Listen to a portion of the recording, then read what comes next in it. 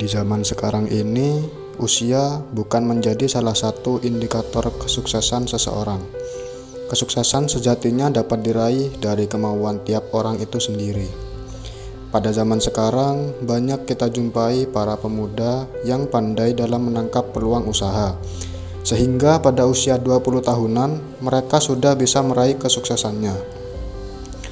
Pada video dokumenter kali ini, kami akan membahas salah satu pemuda yang bisa dibilang cukup sukses dalam menangkap peluang usaha yang sedang populer saat ini, sekaligus kepiawaiannya dalam melakukan manajemen usahanya.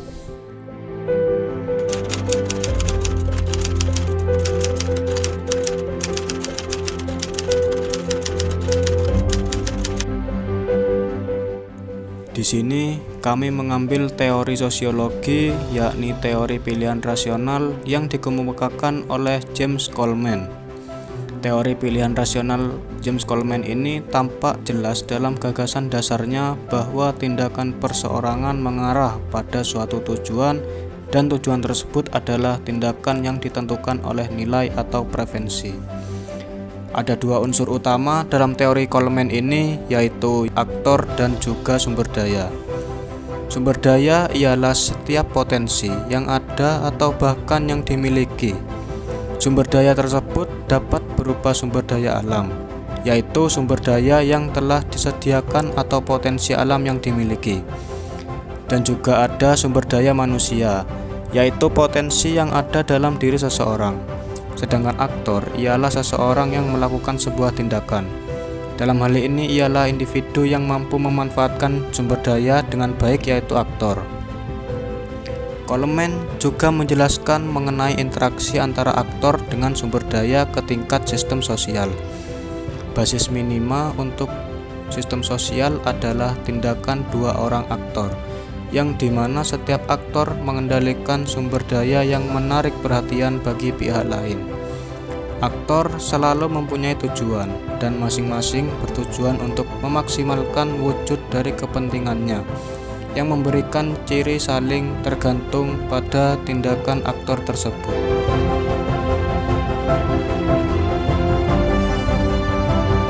Perkenalkan, nama saya Erviana Basya Mahendra, biasa dipanggil Ervian. Sekarang berumur 25 tahun, berdomisili di kota Jogja. Keluarga saya tinggal di kota Lumajang. Ayah saya bekerja sebagai wira swasta, supir panggilan. Jadi misalkan ada keluarga atau teman yang membutuhkan supir untuk keluar kota, biasanya mengontak ke ayah saya. Sedangkan ibu hanya bekerja sebagai ibu rumah tangga. Di rumah dibukakan usaha jual bensin eceran. Ayah saya tamatan sekolah menengah ke atas, sedangkan ibu tamatan sekolah menengah pertama.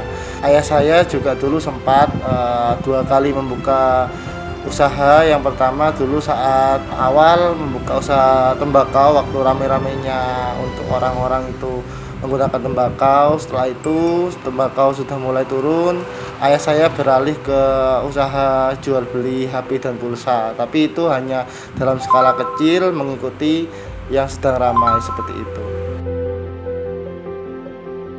Saya dari kecil sampai tingkat SMA bersekolah di kota Lumajang.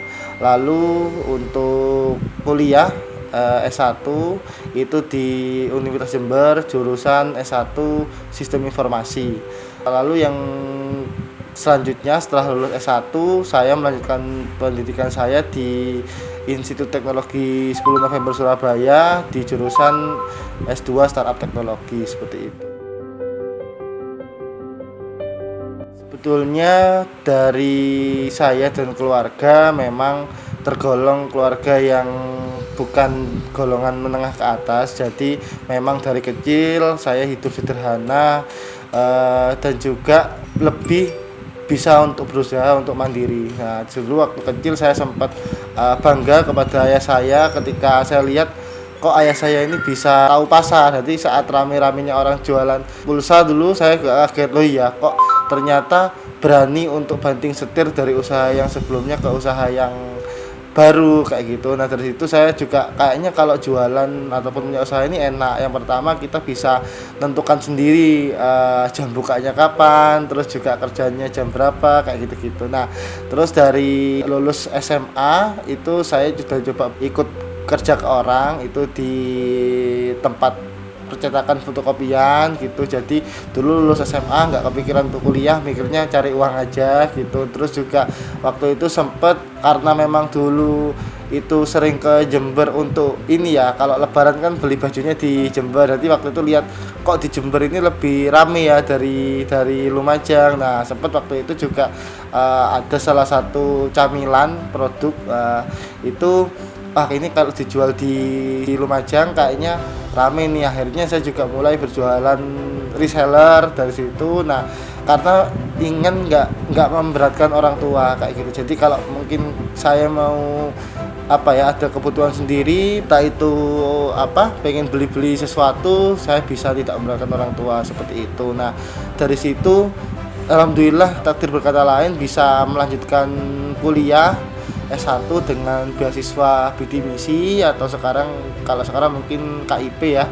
Nah dari situ saya dulu pikirannya kalau saya kuliah bayar saya nggak mau kuliah. Jadi karena kuliahnya sekarang sudah dibantu oleh pemerintah, saya sebisa mungkin untuk bisa menjadi orang yang di perantauan yang bisa mandiri seperti itu. Saya nggak mau sedikit-sedikit uang habis minta ke orang tua, sedikit-sedikit uang habis bingungkan orang tua seperti itu. Nah dari situ saya tambah waktu kuliah ini biar bisa lebih produktif lagi. Kalau bisa uang saku itu cukup dari yang dikasih dari beasiswa tanpa untuk meminta orang tua seperti itu.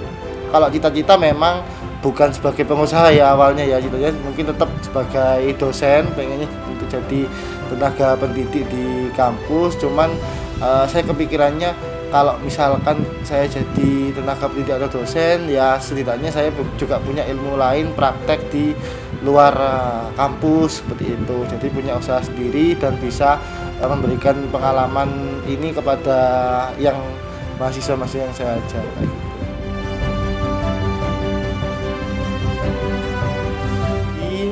Memang kalau dari dulu SMA sampai kuliah lulus itu nggak ada kepikiran sama sekali untuk membuka usaha kafe seperti itu. Jadi usahanya lebih ke jual beli suatu barang, nyari pelanggan juga, lebih ke nggak yang sampai kepikiran buat kafe yang bentuknya fisik gede dengan modal mungkin kalau orang lihat tuh besar kayak gitu. Nah dulu awalnya memang dari ketidaksengajaan, jadi bertemu dengan teman saya yang sekarang ini itu di lapangan futsal. Jadi habis dari lapangan futsal itu berkenalan, ternyata beliau juga punya kafe di daerah kampus. Akhirnya seringlah main ke sana. Nah di suatu waktu orang itu kepikiran pengen buka suatu kafe yang bersama-sama. Nah saya pun diajak oleh beliau seperti itu. Nah waktu diajak saya juga coba bilang gini, saya mau karena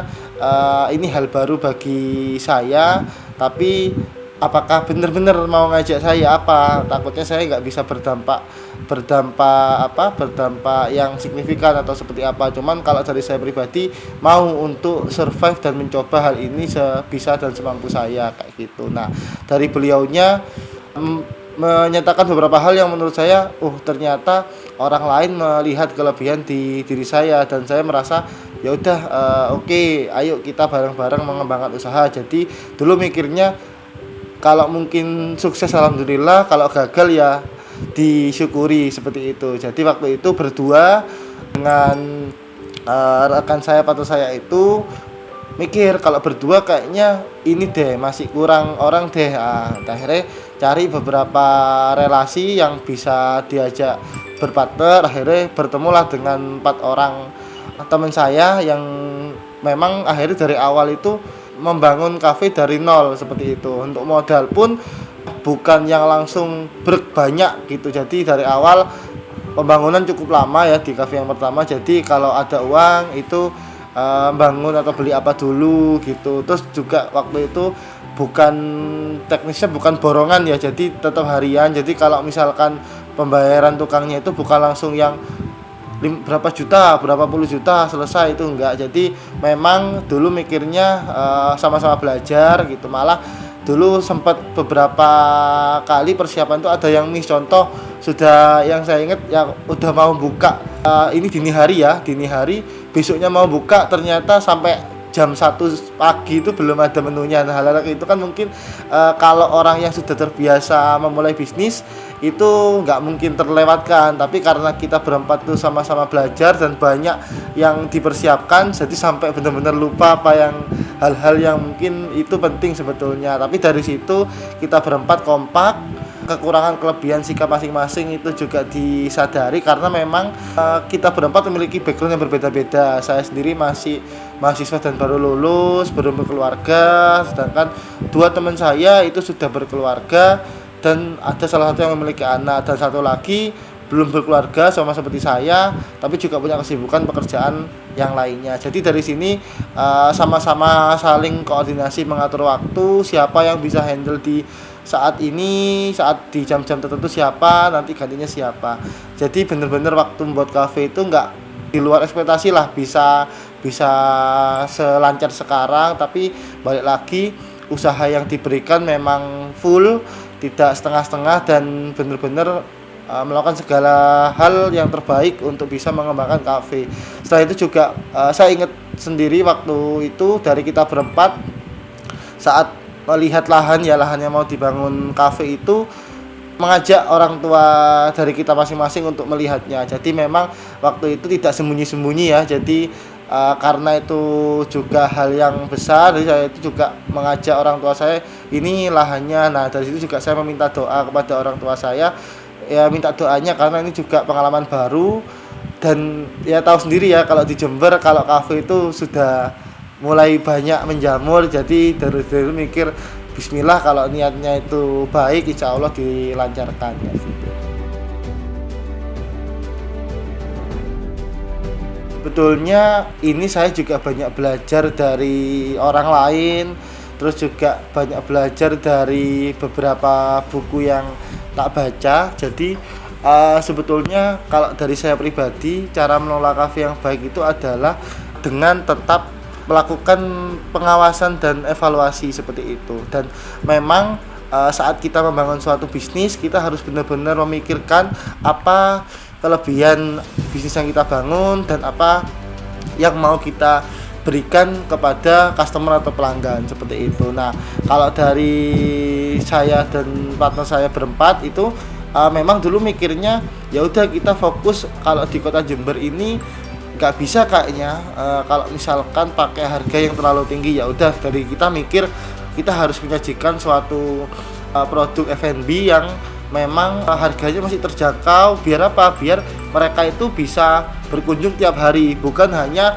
entah itu seminggu sekali, sebulan sekali. Nah, karena dari kita dulu juga sempat mikir kita enaknya buka yang langsung gede aja. Jadi kita mencoba untuk mencari kuantitas. Dalam hal ini maksudnya mending harga murah tapi orangnya banyak daripada harga mahal tapi yang datang sedikit. Nah, dari situ kita rundingan. Nah, ini juga yang penting ya, karena usaha itu kita 4 kepala, jadi dari kita berusaha untuk saling mengerti dan memahami. Jadi bisa meredam egonya, bisa menerima pendapat dengan baik, karena kalau nggak kayak gitu akhirnya kan bisa terjadi bentrokan ya antara ide-idenya. Jadi kalau misalkan ada ide yang berbeda, kita cari jalan tengahnya. Nah, ini juga salah satu hal yang mungkin bisa kita dapatkan pelajarannya ketika kita berbisnis dengan orang lain kayak gitu. Kalau misalkan sendiri ya nggak ada yang wanti-wanti. Contoh, kita mikirnya A itu benar, tapi ternyata bisa jadi A itu punya hal lain yang kurang pas. Nah, kalau nggak ada partnernya,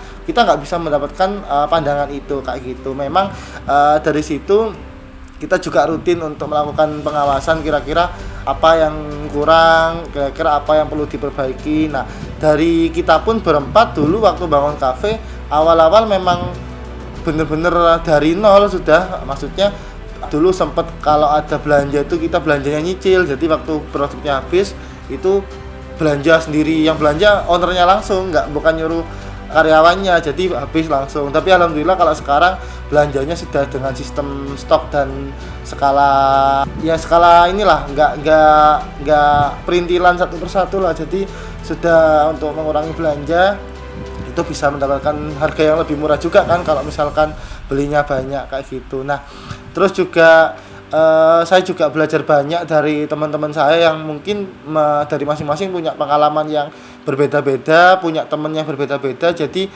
intinya dari kita ya udah dari kita berempat lakukan hal yang memang bisa membuat rame kafenya ini. Contoh teman saya itu memang kan dari 4 ini 3 alumni dari kuliah di universitas yang di Jember. Jadi ada yang dari Poltek, ya udah handle yang teman-teman dari Poltek. Kalau saya dari UNED, handle yang dari UNED. Nah, lalu satunya dari Unmu, handle yang dari Unmu. Nah, dari situ coba kita memang bisa bisa saling koordinasi lah kayak gitu.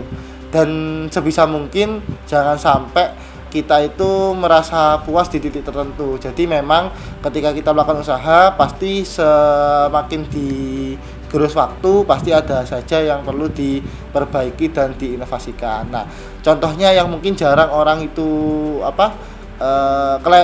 yang orang sering kelewat ya. Jadi ketika contoh kita setiap 2 bulan 3 bulan sekali ada evaluasi nih menu yang di kita itu apa yang sering kurang laku, yang sering laku itu apa, terus inovasinya apa. Nah, kayak gitu. Jadi dari kita itu memantau, karena kalau kita nggak memantau itu kita nggak tahu ini kafenya rame, ini banyak yang pesen apa enggak, kafenya sepi ini karena apa. Nah, jadi dari situ kita ada evaluasi lah setiap rutinan.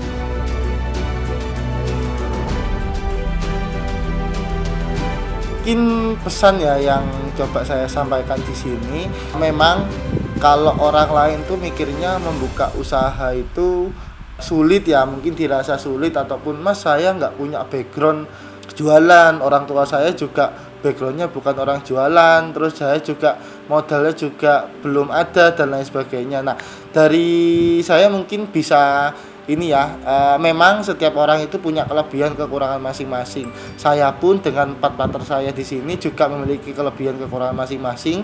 Jadi gunakanlah apa yang kalian bisa itu untuk memulai dalam berbisnis atau berusaha. Jangan sampai ada kendala dengan modal itu takut memulai. Nah memang kalau bilangnya Mas modal kan kunci utama dari suatu usaha. Nah emang itu kunci utama dari suatu usaha, tapi kan banyak bisnis lain yang bisa kalian coba tanpa menggunakan modal yang besar. Saya itu contohnya dulu saya waktu awal membuka usaha itu waktu reseller makanan cemilan ya. Nah itu saya modalnya malah dari orangnya. Jadi saya pakai sistem pre-order. Jadi orangnya pesen dulu, bayar dulu, baru tak pulangkan. Tadi kan saya nggak ngeluarin uang untuk beli produknya. Nah itu juga salah satu bisa yang digunakan. Jadi banyaklah untuk membaca dan mencari tahu ide-ide bisnis yang ada. Sekarang kan sudah era digital, bisa cari di internet tuh banyak cara-cara dan usaha-usaha yang bisa dilakukan. Lalu juga ketika kalian diajak teman kalian, tidak apa-apa, coba kalian pahami dulu kira-kira diajaknya ini bisnisnya seperti apa ya, usahanya seperti apa ya. Nah pasti saya sendiri waktu diajak itu mikirnya juga sama seperti itu. Emang ini bisnisnya aman apa enggak ya, emang ini bisa sukses apa enggak ya. Nah tapi dari situ kan saya mencari informasi, oh ternyata yang ngajak ini melihat saya bisa potensial di sisi seperti ini. Nah dari situ mulailah dari hal-hal kecil. Kalau bisa ada teman yang bisa diajak untuk berkolaborasi juga silahkan untuk berdiskusi, enggak apa-apa. Jadi saling membantu satu sama lain dan jangan pantang menyerah kayak gitu. Karena memang enggak, ya mungkin ada ya keajaiban yang sekali usaha langsung jadi itu ada, cuman pasti ada tantangan dan juga batu yang bisa bikin kita itu kadang kok saya sudah mengeluarkan tenaga ekstra tapi kok ada aja cobaannya. Nah tapi dari situ kita kita itu kalau misalkan nggak ada masalah itu kita biasanya nggak dibikin mikir ya. Jadi dengan adanya masalah itu kita belajar untuk berpikir, oh kalau ada masalah seperti ini kita harus seperti ini kayak gitu. Jadi buatlah ini ya, kalau bisa juga dalam berusaha membuat usaha itu kalian sebisa mungkin seneng ya, karena kalau kita menjalani sesuatu itu dengan senang kita nggak merasa keberatan kayak gitu. Kalau kita udah membuat usaha itu keberatan, aduh harus ke tempat usaha lagi nih, harus berangkat pas panas-panas. Nah jadi kalau dari aku enjoy nikmati buat usahanya, jangan terbebani, lakukan apa ya, kalau dari aku dulu mikirnya ya karena memang selagi masih muda ya wis coba aja sebanyak mungkin ya. Mungkin pertimbangannya nanti ketika sudah berkeluarga ataupun memiliki keluarga ya memang kan pertimbangannya lebih banyak ya. Cuman selagi memang masih belum keluarga mungkin apa ya, mencoba hal baru itu pertimbangannya hanya dampak ke diri sendiri dan keluarga kita di rumah seperti orang tua. Tapi kalau sudah memiliki keluarga sendiri ya pertimbangannya dengan keluarga sendiri itu mungkin lebih banyak. Cuman selagi kita masih muda, cobalah hal baru. Intinya kalau kita nggak nyoba itu kayaknya nggak bisa kita bilang gagal. Kayak contoh kita takut ini lah, kalau nggak dicoba itu nggak tahu. Siapa tahu kita coba malah bisa berhasil. Mungkin itu aja. Semangat untuk yang baru memulai usaha, dan jangan sampai kekurangan dari diri kalian tuh menjadi penghamba. Jadi mikirlah untuk cara-cara gimana ya aku punya kekurangan ini, gimana ya caranya kayak itu. Itu aja mungkin dari saya. Terima kasih.